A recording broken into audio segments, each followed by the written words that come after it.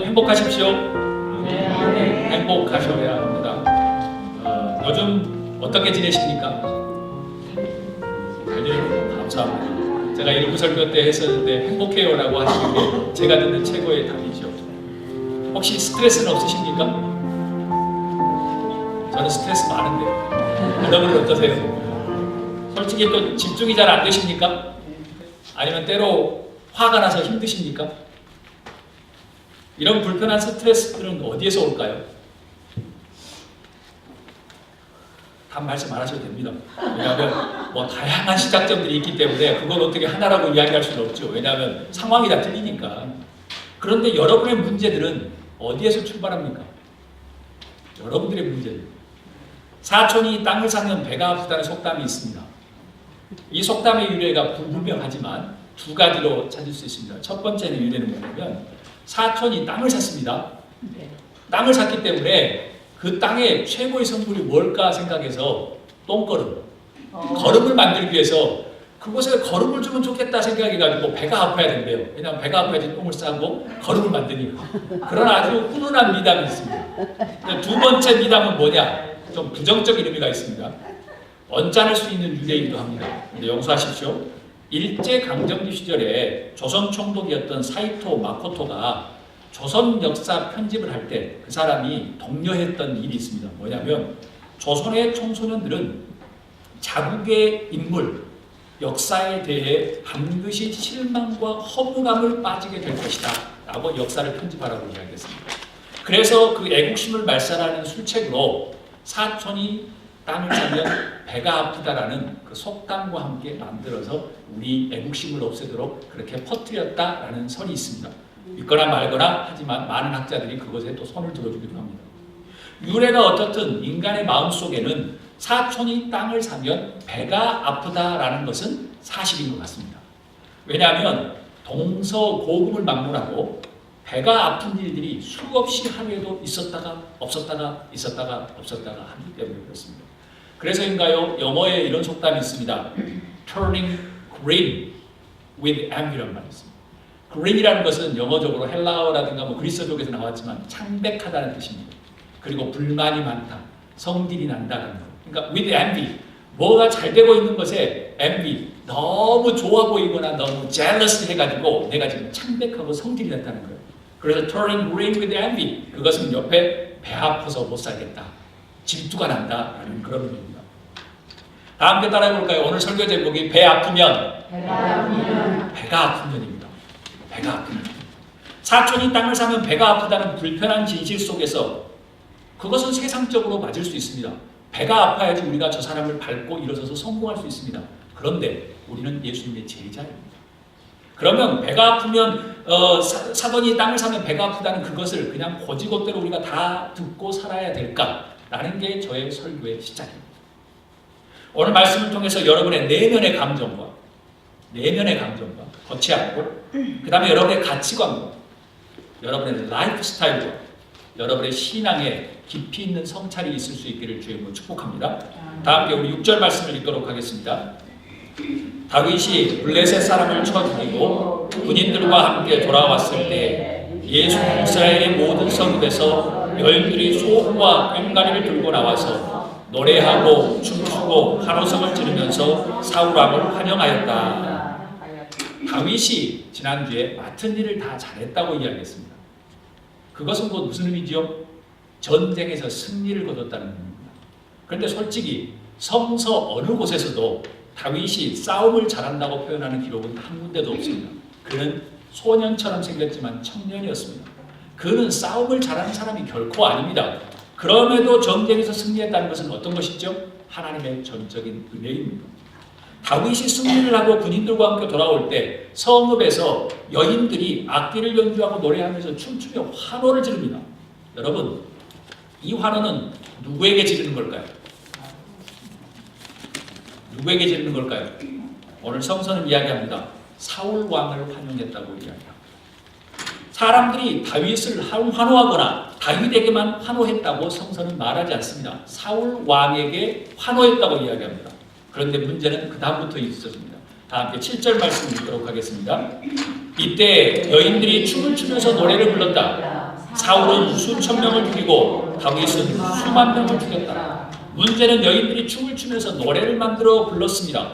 이것입니다. 사울은 수천 명을 죽이고 다윗은 수만 명을 죽였다. 여러분, 하나님께서 이 말씀을 통해서 주시는 메시지는 무엇입니까? 이것은 그냥 쓰여진 말씀이 아닙니다. 그냥 설화가 아닙니다. 하나님의 말씀입니다. 그럼 하나님께서 주신 메시지는 무엇이에요? 성령께서 주시는 깊이 있는 깨달음은 무엇입니까? 현 시대와 교회와 개인과 가족에게 주시려는 메시지는 무엇입니까? 한번 다 함께 따라해 봅니다. 대중의 환호는 갈등을 만든다. 대중의 환호는 갈등을 만든다. 현 시대는 인기와 성공을 쫓아갑니다. 교회조차도 막 인기가 있는 교회, 인기가 있는 무엇을 쫓아 아주 방황하는 하이에나처럼 살아갑니다. 당연하지요. 그래야 먹고 살 수 있기 때문에 그렇습니다. 불확실한 미래에서 조금이라도 보장받기 위해서, 보장받고 살기 위해서는 당연하지요. 그런데 너무 인기와 명성과 돈과 권력을 쫓는 삶은 갈등이 발생하기 마련입니다. 그것은 어찌할 수 없습니다. 교회가 환호와 인기를 쫓으면 매 순간 갈등이 일어납니다. 그것은 목사들도 똑같고 그 다음에 정치인도 똑같습니다. 어둠의 세력은 이런 대중의 환호와 인기를 통해서 선량하고 최선을 다하는 신앙의 사람들을 구렁텅이에 빠뜨립니다. 그래서 성서는 환호와 인기는 곧 죄라고 이야기합니다. 오늘 본문에서 사울왕이라는 사람과 아무 죄 없는 다윗 장군이 그런 예입니다. 대중의 환호가 무슨 죄가 있겠습니까? 원래 대중은 항상 환호했다가 사라지고 그런 것이 대중입니다. 원래 대중은 그런 것이지요. 그런데 어둠의 세력은 대중의 환호와 인기를 통해서 이스라엘의 역사에 대표하는 두 사람, 사울왕과 그 다음에 다윗에게 곤란한 갈등을 제공합니다. 한 교회가 잘 되면 다른 교회는 또 갈등이 있겠죠. 그 교회가 잘 되면 그 교회 안에서 또 세력 싸움이 있겠죠. 그게 인간의 역사입니다. 이런 대중의 환호와 인기를 어둠의 세력은 교회 안에서도 사용한다는 것이 문제입니다. 여러분, 대중의 환호와 인기를 너무 예민하게 반응하지 않을 수 있기를 주님으로 축복합니다. 대중은 순간 왔다가 재빨리 자리를 감추는 해오리 바람과 같습니다. 환호는 빠르게 왔다가 빠르게 사라지기에 신앙인들을 혼란에 빠지게 할 뿐 별로 영적인 도움이 없습니다. 예수님을 호산나 외쳤던 사람이 1년 동안 버티지 않고 불과 몇 주 만에 예수님을 못 박으려고 이야기했습니다. 솔직히 대중을 황홀하게 만드는 환호와 인기는 영성 형성의 절대적인 걸림돌이 됩니다. 그래서 제가 존경하는 많은 영성학자들과 목사님들은 산속에 들어가서 어려운 사람들을 돕고 하우스 오브 브레드처럼 가서 땀 흘리고 그 다음에 노동을 하며 살아갑니다. 왜냐하면 대중의 인기와 환호는 곧 영적 형성의 걸림돌이 되기 때문에 그렇습니다. 자기가 인기가 좋아 라고 생각하면 다시 한번 되돌아보아야 합니다. 제자의 길과는 정반대의 길을 가고 있습니다. 여러분, 이렇게 기도하면 어떨까요?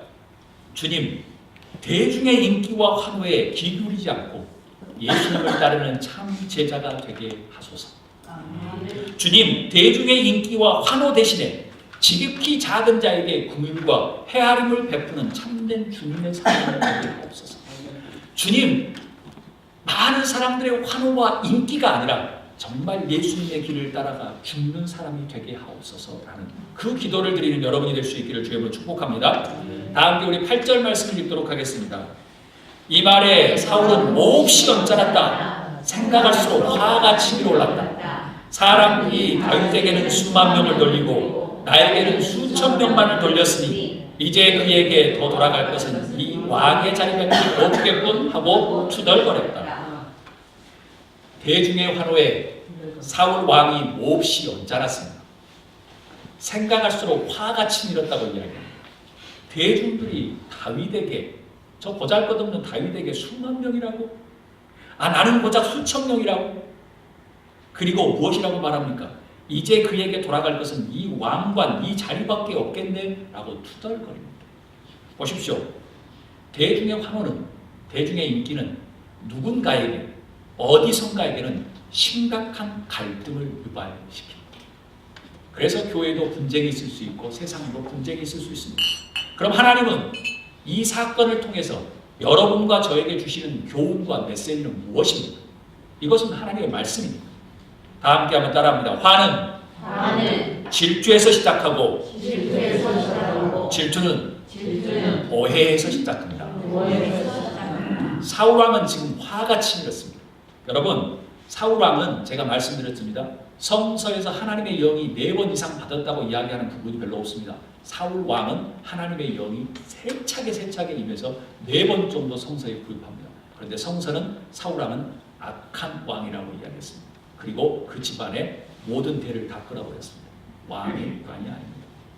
한마디로 말하면 사람들이 다윗을 죽인 사람은 10,000명이고 자신이 죽인 사람은 1,000명이라는 노래에 시작할 때 다윗을 향해서 질투가 생겨나기 시작했습니다. 시기가 생겨났습니다. 사울왕은 이렇게 결론을 내립니다. 이제 다윗이 누릴 것은 내 자리밖에 없겠군이라고 이야기합니다. 여러분, 주목하십시오. 말씀 안에 들어가셔야 합니다. 제가 설교하는 방식이 이야기 설교이기 때문에 여러분이 놓치면, 들어가지 못하면 남의 말처럼 느껴집니다. 들어가셔야 합니다. 질문합니다. 사울왕의 말은 정확한 근거를 가진 겁니까? 아니면 추측입니까? 추측입니다. 왜죠? 지금 사울왕은 오해하고 있는 거예요. 다윗은 왕말에 관심이 없는 겁니다. 자기 혼자 오해하고 있는 겁니다. 주목하셔야 합니다.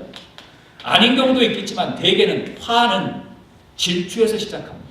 그리고 그 질투는 오해에서 시작합니다. 화는 문제를 더욱 심각하게 만들 뿐 절대 영적으로 도움이 되지 않습니다. 화와 오해는 예수님의 길을 따라가는 가로막는 최대의 적입니다. 걸림돌입니다. 그래서 우리 안에 화와 오해가 있으면 하나님은 거하지 않습니다. 거할 수가 없습니다. 마음속의 화와 분노와 오해는 하나님의 영이 떠나갔다는 증거입니다. 왜냐하면 사울왕에게 그렇게 말씀했습니다.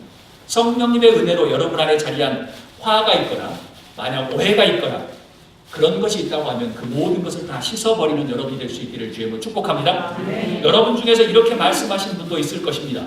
목사님, 꼭 화가 질투에서 시작하나요? 꼭 질투가 오해에서 시작하나요? 네, 여러분의 의견이 맞습니다. 질투나 오해에서 시작하지 않을 수도 있습니다. 그런데요, 화가 꼭 질투에서만 나오지 않지요. 눈앞에 보이는 팩트, 사실을 보고 나올 수 있어요. 화가 꼭 오해가 아니라 직접 일어나는 사건, 사고를 통해서 출발하지요. 그런데 참 신기한 것은요, 상대방이 그렇게 하더라도 그들의 삶의 자리를 이해하지 않고서는 실수하기 마련입니다. 오해하는 경우가 생기지요. 타인의 상황을 이해하지 못하더라도 예수님 안에서는 예수님은 이렇게 말합니다. 그건 죄라고 이야기합니다. 왜요? 아무리 상대방이 잘못해도 우리는 예수님의 마음을 품는다면 죄인과 세례를 포용했던 그 예수님의 마음이라고 하면 이해를 해야 됩니다. 그래서 예수님은 이렇게 이야기합니다. 원수를 위해서 기도하라는 것이지. 그런 의미에서 예수님의 길을 따르는 제자로서 화와 분노와 질투와 시기가 나오면 그것은 궁일과 헤아림을 결핍한 상실인 겁니다. 그게 팩트예요. 모든 사람이 팩트라고 이야기할 때 예수님은 그 사람들을 포용하셨습니다. 그러니까 예수님을 따른다고 하는 것은 딱 구별이 되는 것이죠. 자를 것이냐 아니면 포용할 것이냐. 진리가 여러분을 자유케 할 수 있기를 주님으로 축복합니다. 네. 진리는 누구입니까? 예수님이십니다. 예수님이 우리 안에 있는 사람들은 자유함을 누립니다. 그 자유는 뭐냐면 질투와 그 다음에 시기가 아니라 오해가 아니라 예수님의 그 마음으로 자유함을 느끼는 겁니다. 질투와 시기와 오해의 문화에서 과감히 진리 대신 예수 그리스도를 통해서 자유함을 선포하는 여러분이 될 수 있기를 주님으로 축복합니다. 네. 여러분, 화가 나면 사람들에게 일어나는 증상이 무엇입니까? 혈압이 상승하죠. 혈압이 상승합니다. 그리고 입에서 씩씩씩 입이 나옵니다. 입에서 막 바람이 나옵니다. 그리고 발을 부르기도 합니다. 그리고 급해지지요. 어떤 사람들은 입에서 육두문자가 나옵니다. 부정한 생각으로 가득 찹니다. 하나님께서 우리에게 말씀하신 것은 무엇일까요? 이 사울왕을 통해서 말씀하신 것은 무엇일까요? 다음은 따라합니다. 화는 눈을 어둡게 만들고 속을 좁게 만든다. 이것이 제가 무슨 심리학을 이야기하는 게 아닙니다. 오늘 말씀의 사울왕의 전형적인 모습입니다. 기억나시나요? 골리앗과 싸워서 이기는 사람에게 사울이 주고자 했던 보상, 상은 무엇입니까? 골리앗과 싸워서 이기는 사람에게 상을 주는 것은 상이 무엇이죠? 듣지만 마시고 이 상황 안에 들어가셔야 자기의 딸을 주는 겁니다. 사윗감이 되는 겁니다. 여러분, 만약 여러분이 사울 왕이라면 지금 다윗을 보고 어떻게 해야 할까요? 죽일까요? 질투해야 할까요? 아닙니다. 자신의 사위로 삼는 겁니다. 이미 약속한 것이고 온 이스라엘 사람도 알고 있는 사실입니다. 또한 다윗이 국가를 위해서 맡은 일을 잘하고 있고 다른 신하들과 모든 사람들도 다윗을 칭찬합니다. 이 얼마나 아름다운 일이 아니겠습니까? 그런데요, 사울 왕의 눈은 어두워져 있습니다. 그래서 눈이 어두워지면 어떻게 되죠? 속이 좁아집니다. 사울 왕의 케이스가 전형적인 현상입니다. 하나님의 영이 떠나면 보이는 증상입니다. 속이 좁아진다는 것은 이겁니다. 이해력, 판단력, 감정 컨트롤, 영적으로 분별하는 것을 잃게 된다는 의미입니다. 영적으로 하나님의 영이 떠나는 증거입니다. 다윗은 사윗감이면서 또 사위를 삼아야 되는 사람입니다. 만약 다윗이 생각보다도 무능한 사람이었으면 어떻게 할 겁니까? 그리고 만약 우연찮게 골리앗을 죽이고 나중에 보니까 비리비리해, 그러면 어떻게 할 겁니까? 그런데 우리의 예상과는 다르게 지금 다윗은 너무나도 아름다운 사윗감입니다. 그런데 왜 그리 질투와 시기심으로 가득 찼을까요? 성령이 떠나면 속이 좁아집니다. 그래서 교회에 분란이 되고 교회는 나눠집니다. 교회가 힘들어지면 다시 복구되는 경우는 지금까지 데이트나 다른 시대에도 없습니다. 한 번 유청하면 쉽지 않습니다. 성령이 떠나면 이해력과 판단력과 감정 컨트롤이 무너집니다. 성령의 은혜가 소멸되면 하나님의 말씀도 깨달지 못합니다. 채널을 돌릴 뿐이죠. 또한 한 가지 주목할 것은 사울 왕의 나이가 들었음에도 불구하고 분명히 사위를 볼 만한 나이인데도 청년 다윗을 포용하지 못합니다. 왜냐하면 속이 좁아지니까. 장인어른으로서 사윗감을 인정하지 못한 겁니다. 추측컨대 이런 생각이었겠죠. 지난주 설교가 피는 몰보다 진하지 않아야 한답니다. 그런데 자신의 핏줄인 요나단이 왕이 되고 더 인기가 있어야 하는데 요나단의 인기보다는 다윗의 인기가 지금 하늘을 찌릅니다. 그래서 사울왕의 신념에는 이것이 있었던 거죠. 피가 물보다 진해야 되지 않는데 다윗이 저렇게 인기가 있으니까 성질이 났겠죠. 유대인 탈무드에 이렇게 적혀 있습니다. 질투는 1000개의 눈을 가지고 있지만 그 가운데 한 개의 눈도 올바로 보이지 않는다. 탈무드는 구약 성경을 해석하는 것들입니다. 갈라디아서 5장 26절의 말씀은 이렇게 되어 있습니다. 헛된 영광을 구하여 서로 노엽게 하거나 서로 투기하지 않아라. 여기서 성서는 이야기합니다. 헛된 영광이라고 이야기합니다. 헛된 영광은 믿지 않는 사람이 아니라 믿는 사람이 추구하는 겁니다. 하나님과 깊이 있는 교제가 없는 그냥 헛된 영광만 추구하는 겁니다. 그 다음에 고린도전서 13장에 이렇게 이야기합니다. 사랑을 아주 추상적으로 이야기하지 않고 이렇게 이야기합니다. 사랑은 오래 참는 거고 사랑은 온유한 거고 그 다음에 뭐라고 이야기하죠? 시기 질투하지 않는 것이라고 이야기합니다.